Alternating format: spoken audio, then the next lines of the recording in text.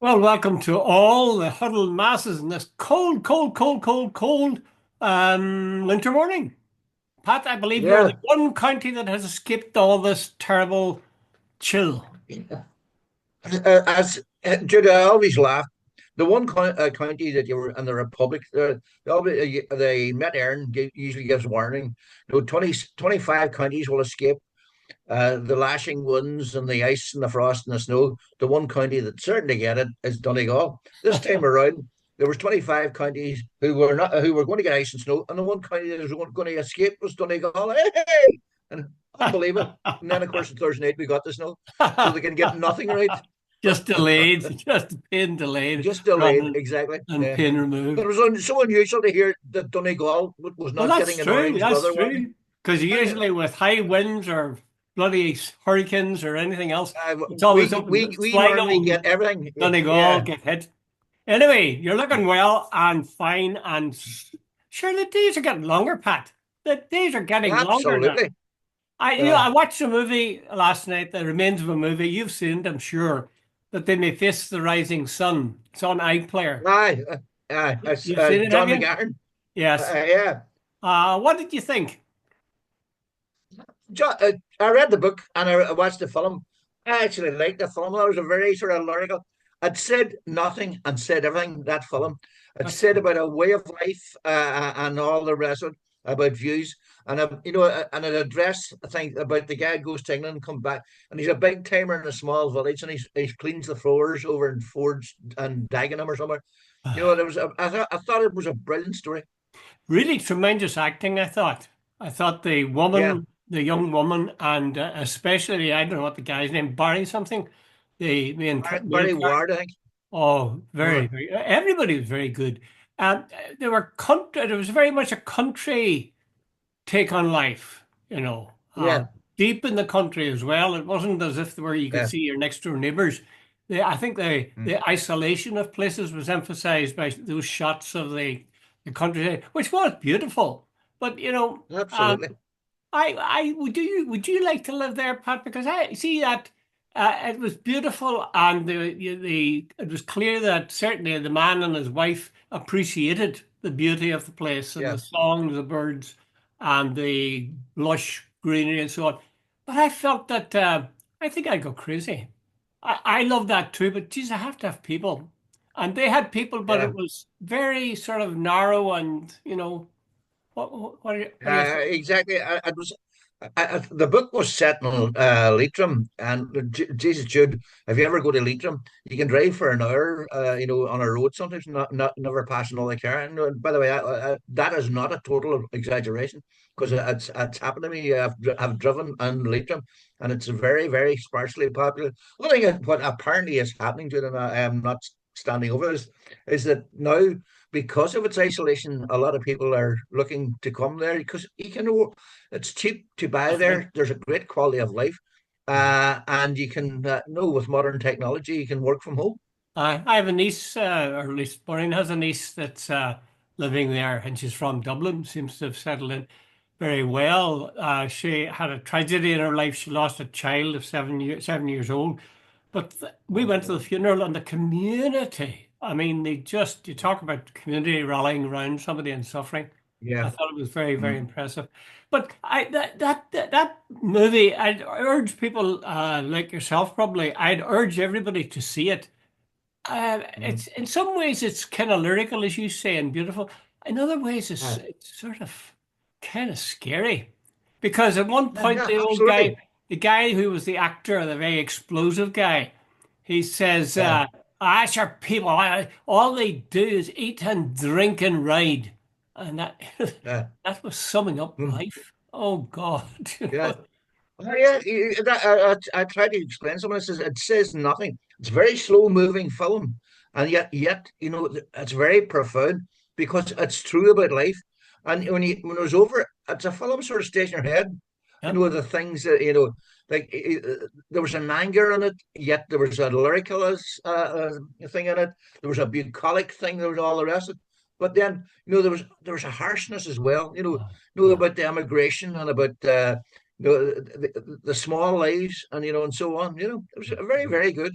Yeah, excellent. Very, very McGahern. Although McGahern's early novels had, they traced, a person's life, but they did have some explosive moments in them. But this all Yeah. his later stuff, I moved towards that kind of movie where you just sort of got to see Yeah. inside people.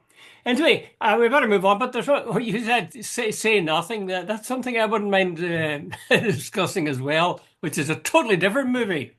This is that they Well, may sure, face go the ahead then. rising sun. Yeah. It's not, believe it or not, a friend in America sent me the book about 4 or 5 years ago. In fact, I've given it to an Englishman to read. He was interested in it. Hmm. But Hmm. I saw you had or sent me on a thing about what Town News. You tell me That's what you right. There's think. Anthony News did a review of Say Nothing. You Yeah. enjoyed the book, did you? It's very good.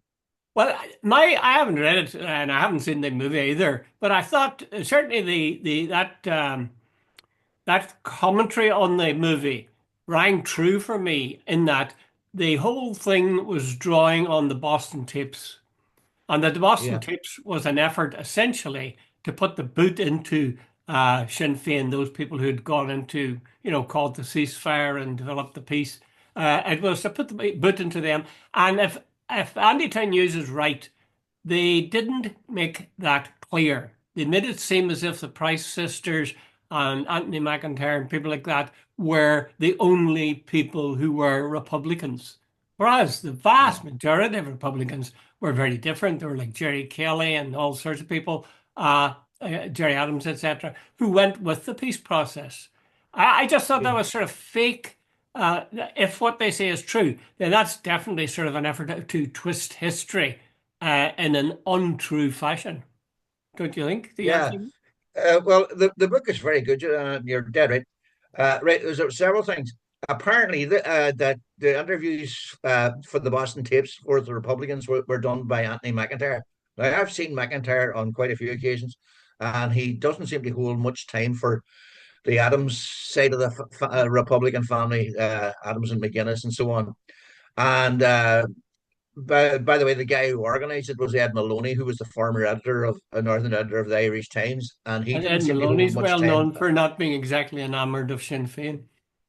No, enamored of Sinn Féin. So that those are you sort of have put that's a caveat you put out there at the start, Hmm. right? Dolores Price and all and Darky Hughes, they um they had their own traumas and all the rest. But as you rightly point out, Jude, I think the thing is the interviews seem to be confined to people who were disillusioned with Sinn Féin, that they fought and had all this sort of trauma in their lives, that they fought for a united Ireland Socialist Republic, and it didn't happen. And Jerry Adams and Martin McGuinness sold out for the peace process for a lot less. So, what was the hunger strikes about? What was their sacrifices about? What was the shooting and the dying all about set for this so they could get into power? And that's right. By the way, I speaking personally, I got involved on social media a couple of months ago, where it said like about Adams and McGuinness, they took the best deal that they could under the circumstances. And this guy came back and me and says he sold out, etc., etc., and that he had been a Republican prisoner, and Adams, he was referring to Adams, could have called off the hunger strike and saved the lives of very brave people, etc., etc. Yeah. That was his opinion. But then I know some people personally who were on hunger strike and they followed Martin McGuinness and Jerry Adams to the day, to this day. So Oh yeah. everybody's got their view, but it seems to be the claim of the analysis is right. As McIntyre only talked to people who were bitter about what happened, and this is now the sent out view to the world that about the whole campaign, that it's from disenchanted people and it's not the true 100% picture. Oh, far from it. Yeah, I agree. They have. I mean, these people see the struggle or the violence or the period of the troubles. They see it a particular way, and they're perfectly entitled to see it that way. And that might have been Yeah, their experience and their view. But I don't think they're entitled. They shouldn't be entitled to say this is the truth of what happened. This is it.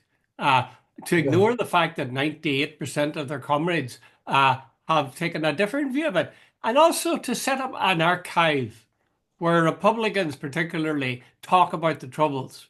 And all of those Republicans have got a beef against Gerry Adams and the Martin McGuinness and the people who went into the Good Friday Agreement, see them as having sold out. See, that really is, in a way, that's dangerous because that's falsifying history. Whether you like it or Yeah. not, well over 90% of Republicans. But the whole bloody thing was a bit of a disaster. They set up this Boston College tapes thing. First of all, they didn't clear it, with the REC or the British authorities that they wouldn't go after them. Yeah, Uh, what then Ed Maloney, after David Irving and somebody else, Darky Hughes died. He published a book, Voices from the Grave. So yes, that alerted, what do you call them, the Brits authorities. Oh, wait a minute, there's a treasure trove of stuff here that we could get our hands on. They sued the Boston, and went to court, and the Boston College either handed over what they had or destroyed them. I'm not quite sure what happened, I, but anyway, I think then Ivor Malloch E. Bell, who was a former IRA man, a Protestant by the way, yes. was taken to court, but at that stage he had dementia. A Mm. judge said that the tapes were unreliable and couldn't be used as evidence. So he threw the case out. Then there's someone else going through me. A history professor at Boston College said it was not, it actually brought the college's reputation into disrepute because it was not the way, that was a total cack-handed way of doing things. So Mm. Boston College got their fingers burned big time. Mm. And now this is a program done by Disney, and there's all sorts of questions. Apparently, Dolores Price is suing it because the claim is that That's Dolores the Marion clear Price. implication is that Yeah, Marion, sorry, yeah. Marion Price is suing them because there's an implication that and there's no proof of it, that she was the person that shot Jean McConville, and she's Ah, suing them saying this is simply not true. it's a terrible mess up. Terrible mess up. The sad part of it is that it comes from people with a grudge. Uh, and again, you can see that. I mean, there was a civil war fought over something similar in the 1920s. That Yeah. one lot wanted to go into politics and the other one wanted to keep Well, on. what is the say? Brother fought brother. Oh, there's no bitterness like the Jude, have you ever bitterness seen of. that film, the one that shakes the Oh Barney? Like, God, yeah, oh my! That was a wonderful, wonderful film, and so yeah, sad, so astonishingly yeah, sad. yeah, They say yeah. that there's no bitterness like the bitterness of former comrades against each Uh, other. And I think that's yeah. true. Okay, let's move on to more contemporary events then. Conor Murphy, as you know, has announced that he's going to stand for the Senate and leave his post as an MLA and as the Minister of, what is it, Finance maybe? No, no, not Finance, The something else. economy minister, Economy Minister, yeah. minister. And would you believe it? Stephen Collins has an article about it, hasn't he? In today's Irish Times. And I'm going to give you three guesses, Pat, as to whether Collins is pro Conor Murphy, pro Sinn Féin, or thinks they don't know what they're doing. I think the answer to all three would be no, no, and yes. He seriously thinks they don't know what they're doing, and he's not in favour of Sinn Féin. And I can't remember the other question. Hey, Jude, Stephen, I think Stephen's slightly delusional, to tell you the truth, in the sense that he says Sinn Féin had a really bad election. Sinn Féin didn't have a good election, but they didn't have a bad election. Jude, That's no right. matter what, Sinn Féin are now what of the largest, aren't they the largest party in the Dáil, or near enough anyway. Well, they're the What I second call second largest, yeah. the The second biggest in largest party, right? opposition. Yeah. Yeah. All right. If anybody seriously thought that when a country's awash with cash, there's money for everything. There was hands out budgets before the election by the government parties. Things are going well.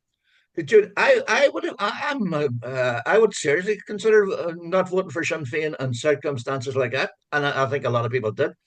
And you know, and he's basically saying Sinn Féin, who are now the second largest party in the Republic, who went from 2.5%, I think it was about 30 years ago, to the position that they're in now. Secondly, Jude, Sinn Féin had a lot of diffs coming into this election. Mm, A lot of them self-inflicted, by the way. They mm, got a lot of bad publicity. So I don't buy for a second. It's not a permanent thing. I think by the next election, it could have swung around totally. Uh, There was just a unique set of circumstances running into this election that Stephen totally, completely, and utterly ignores well, yeah. to portray a certain narrative. If we focuses in on a couple of points, and I'll give them to you, Pat, and you can tell me what you think.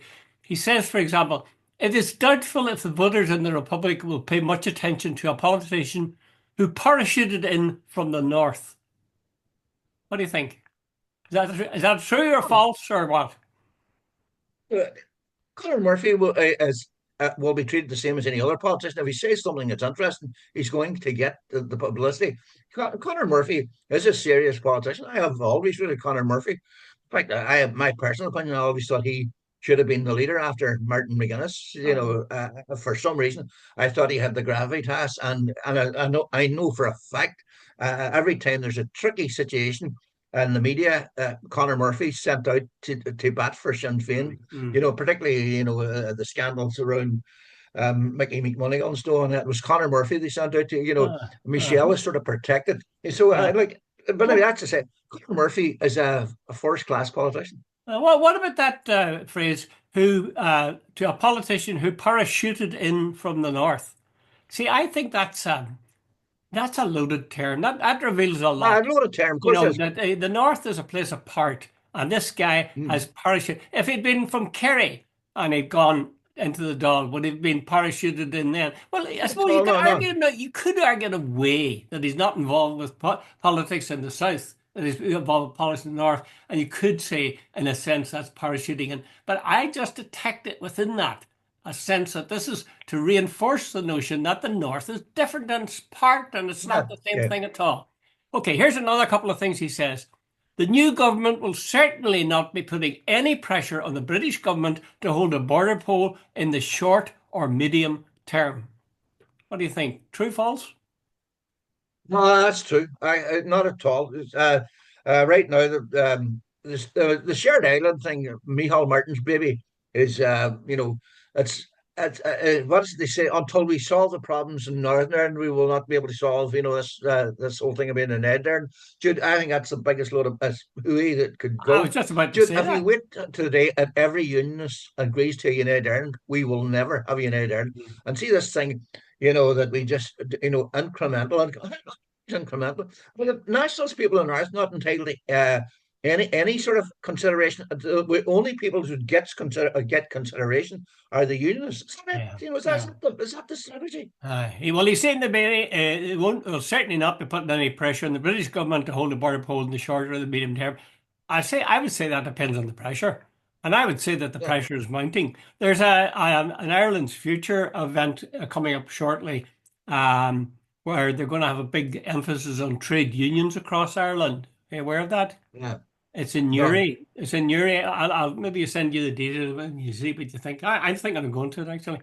But anyway, so that's one of the things he says. He also says, John Hume's dictum that the future of Ireland should be about people and not territory is what underpins the government's strategy.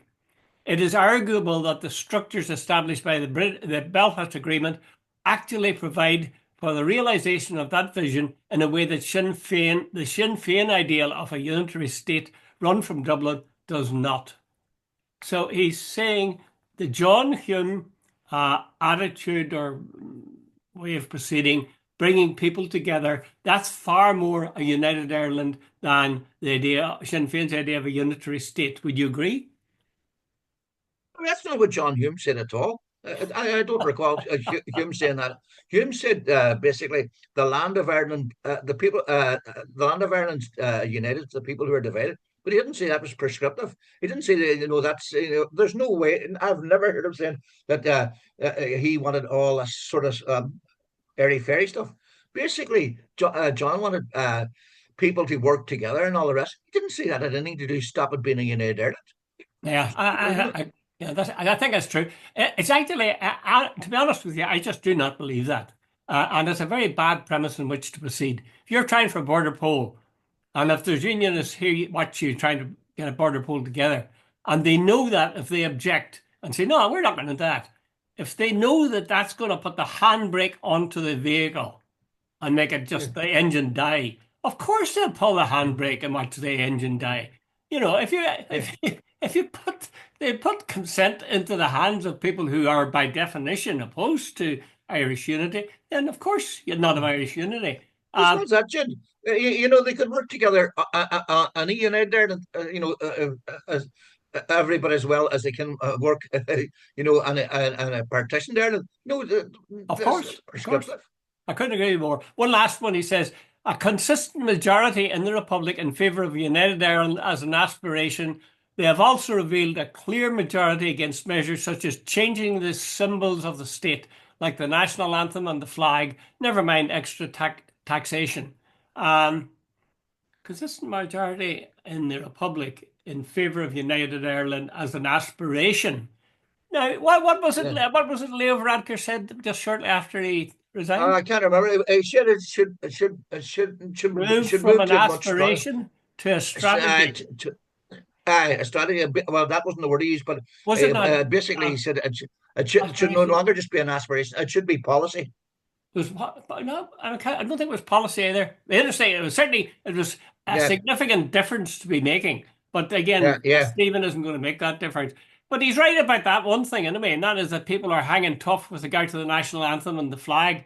And you'd be surprised the Now, number but of you people hold who on. are. Now, Hmm? but hold on. You have said it a million times. I'm only parroting what you said in the past. There have been no discussions on any of these things. You if you ask me tomorrow morning, someone without me knowing the facts, I'm going to give you a certain answer. Huh. But if I go and check it out and research and read about it and find out about it and have big discussions with people, I am more likely to then make a decision that see tomorrow morning if Sinn Féin and the Dublin government and various academics and whatever produce a green paper or a pamphlet, send out the country. Here's what's going to happen. See, over the next year, we're going to have public meetings, or the next 2 years, we're going to put out these proposals. We want you to come to town hall meetings. We want you to take part in forums, etc., Hmm. Hmm. about the flag, about here are the alternatives, about do we want a unitary state? Do we want devolved parliaments? Do we want confederation, federations, and all the rest of it? And we want to do. Would you think no, Danny Boy should be, the Londonderry Air, Hmm. which has got elements of Protestant, Catholic, Unionists, and all the rest. Should that be the new national anthem? Get it all out there and then see, Jude. I've never heard a discussion with anybody about the national anthem being changed. Jude, I might go up in the pub over a pint and then, oh, by the way, did you see Manchester United last night? Well, to be fair to him, I think there was a sort of a survey, an opinion poll, and it did reveal Hey, that. Jude, Jude, come on. When's the discussion? No, Oh no, no, there was when? no discussion of it. It was just a poll as things stand. Yeah, you're right. Aye. You're right. If people at the moment aren't told any alternatives, of course they're going to, balk at some sort of stark change like that. Anyway, my own feeling was they could change the flag as much as they want. They could change the national anthem, and they want to as well. What it would be is another Uh, thing. I uh, wouldn't personally be in favour of Danny Boy, but there you are. Okay, experts differ, Pat. You're an expert, I'm an expert, and Absolutely. we differ. Okay, let's get Stop. on to Greenland, which Donald Trump any day now is going to buy. What do you think of that? A bargain, a snip? Uh, uh, How much will he pay? Was his son bringing money when he went to visit it the other day? Yeah, Jude, 56,000 people live on the largest island in the world, Yeah. you know, and they're mainly Inuit. But, Jesus, Jude, Trump, I'm really getting worried about it. Right. He's talking about taking Greenland by force. He's talking about taking over the Panama Canal. If He's talking necessary by about force. what Gulf of Mexico becomes the Gulf of America. Canada is going to be taken over as well. We have 51st Elon state.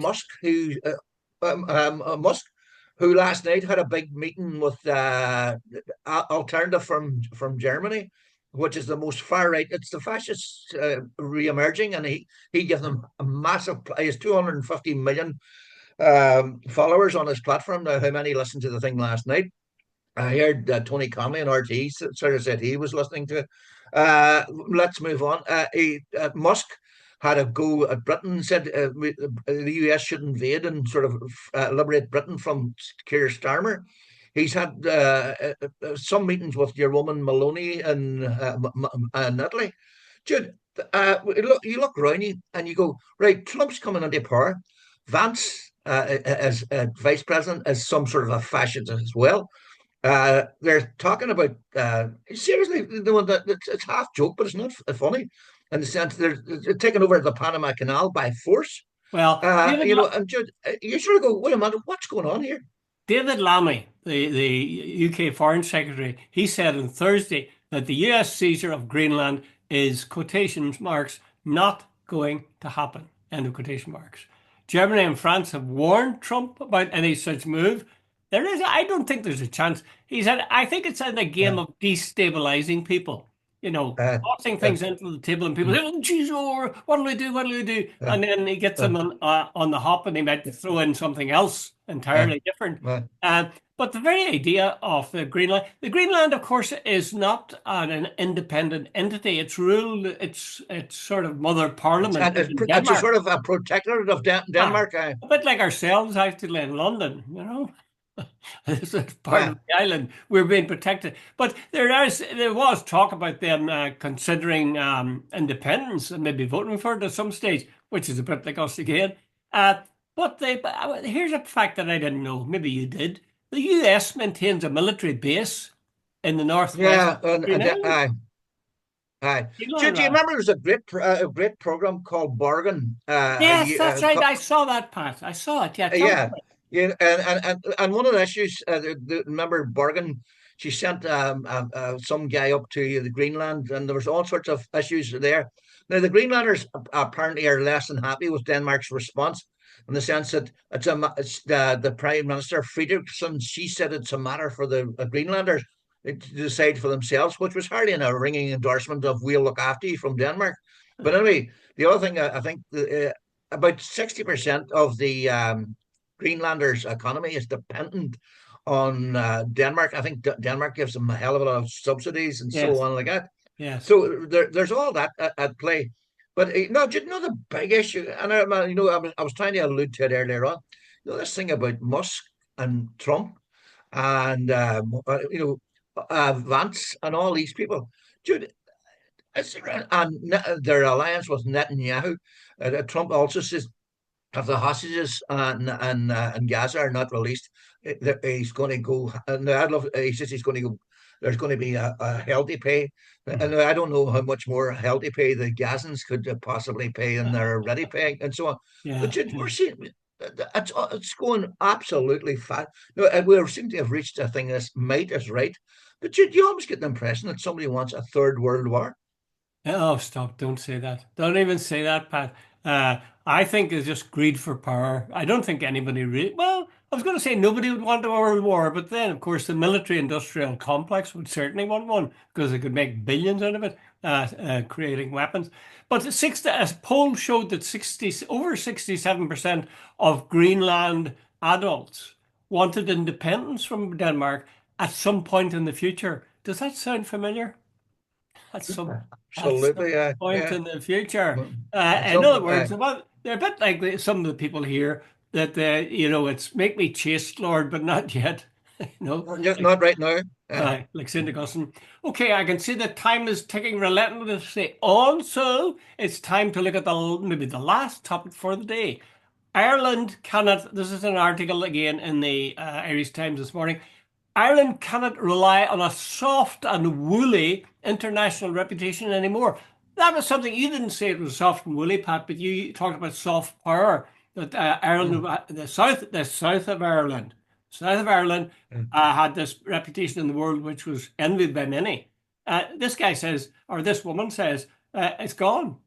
It's gone. It's finished. Bollocks, absolute rubbish. And, in fact, someone did. I think a lot of people now the Israelis have done a smear job in Ireland and all the rest of it. But Ireland's reputation for a country that's it's got principles and stands up. And Ireland was elected onto the UN Security Council Yeah. on a couple of occasions. I think it might even be still on. Uh, uh, uh, you know, go to America. The biggest St. Patrick's Day parade in the world is in America by miles. Ireland is the only country in the world gets a full day in the US Parliament for St. Patrick's Day. Go to Australia, and Irish politicians and people are welcomed right, left, and centre. We're a small nation on the far flung west of what the Atlantic as our border, and so on. We're a small country and we have massive influence. Apparently, Irish UN forces are regarded some of the best in the world, and so on. We punch way above our weights, and so on. Now, at the minute, the whole thing in Gaza, but I saw a thing on Facebook: be more like Ireland, have principle. Yeah, yeah, That's yeah. actually trending on social media. Well, now this article in the Irish Times says that it's becoming harder and harder for Ireland. Ireland, it means the south of Ireland, not Ireland. We're in Ireland up here in the north. But I mean, Yeah. harder and harder for Ireland to dodge the accusation that they are a defence freeloader, that they are a tax haven, that they have an unstable economy too dependent on the whims of Trump, and that the country takes sometimes hardline and off-piste stances on foreign affairs. And that's a reference to its condemnation, I Yeah. think, of Israel. Yeah. Is there any truth in any of those? Is the South a defence freeloader? It doesn't contribute to its own defence. Well, there's an element of truth in that. We have a small army, but we're a small nation as well. Like but apparently Britain runs interference for us on certain things. Hmm. But having said that, I presume there's quite a lot of cooperation between the Brits and the Irish in regard to a whole lot of things. Um, the one thing I think you could argue quite seriously is we economically we're what was they say, we're a free economy in the sense we're a global economy. We export a lot of stuff, Yeah. and if anything happens out in the world out there, we get buffeted fairly badly. And if Trump introduces all these tariffs and so on, we could be hit. There's no doubt about that. That's and we are probably dependent on three or four major corporations for Well, a big bulk of our tax. yeah, but the article says too dependent on the whims of Trump. Do you think, Pat, should there be small and medium-sized enterprises? Should there not be a sort of an energetic campaign by the government to develop those people who Yeah, live here and whose lives have always been here, working in small businesses and creating prosperity and jobs? yeah, but Jude, apparently our domestic economy is quite buoyant. That there's that the growth on the domestic economy is quite good, quite Hmm. important. And Hmm. Jude, like everywhere I look, there's full employment. In fact, I see in another place. There's a place down the road. There are about 12. I don't think it's dependent on Trump. They make these electrical things. And I noticed there the last day a big sign: "We are hiring." There's full Mhm. employment here. I've seen signs like that as well, even in the north. Here, Pat, we're getting near the end. Here's a choice for you. Supposing everything had been discussed about a united Ireland, supposing the whole um, scenario had been laid out for people and they got a chance to talk about it, think about it, etc., and the deal came down, among other things, to if there you can have a border poll for United Ireland, which will probably work out as being successful, but part of the deal will be that that new state joins NATO. Would you go with that? Would that be sufficient for you, or would you see that as a red line? I never thought about it. There are But I people, guess well, I'd there are probably people, Pat, that believe that, or would say we're being protected by go NATO, ahead. really, and we're not contributing to NATO. Uh, I'd probably say if the price of United Ireland is NATO, I would join. Because Yeah. Jude, put it, I guess. See tomorrow morning, if the Russians come in and cut all the cables uh, that all the communication, they could do that. We are probably dependent on NATO to tell us, look, well, look, there's a Russian submarine in your Oh. waters. There's a X, there's a Scud missile somewhere. Maybe the reality of the modern world is we can't escape this. Well, during nobody ever talks about this. I mean, they talk a lot about the fact that the south of Ireland didn't weigh in during the Second World War on the side of the Allies. Yeah. But nobody mentions that Switzerland didn't weigh in on the side of the Allies, and there were several other countries that didn't weigh in on the side of the Allies. How did they manage if, in fact, our staying out of NATO or the South staying out of NATO would be disastrous? How did Yeah. Switzerland work it? But, the funny thing, Switzerland was almost honoured for staying neutral. Yeah, and the South of Ireland is condemned for staying Uh, neutral. so what was the difference? Oh, it does seem to me that that's a phony sort of thing. One last point. Um, the, this article traces the sort of downfall, the beginning of the decline of Ireland, the south of Ireland, to Golfgate. And Phil Hogan, who had a great job had an important portfolio in the EU, Trade Commissioner, and he had to give it up because he was caught at Golfgate. The article seems to hint strongly that they shouldn't have come after Phil Hogan about Golfgate because he was too important. What do you think? Absolute bollocks, absolute rubbish. You Jesus, Phil Hogan, he was Ireland's saviour. Give us a break. Phil Hogan was just another politician. I like put it like this. I've never heard anybody say that, and I don't think. By the way, Phil Hogan resigned what about 3 or 4 years ago. Has Ireland gone into decline since? Bollocks, absolute rubbish. Yeah, yeah, yeah. Well, it fits into a kind of a narrative. What they're saying is that things are great now, but they're going to get bad very quickly, and they're trying Right, to. Jude, I put it like this. That's the first time I've heard that. And Jude, put it like this, Phil Hogan's resignation has not affected my life one iota, and I Aye. don't think it's affected our international reputation one All iota. right. I think the whole thing about, I think the thing in Gaza, mate, but that's it. Okay, Pat. Thank you very much for that. Okay, Hasn't Jude, affected my life either. Enjoy the uh, snow. Build, enjoy try the to build a snow. snowman. Okay. All the best, Jude. All Good right, luck. Pat.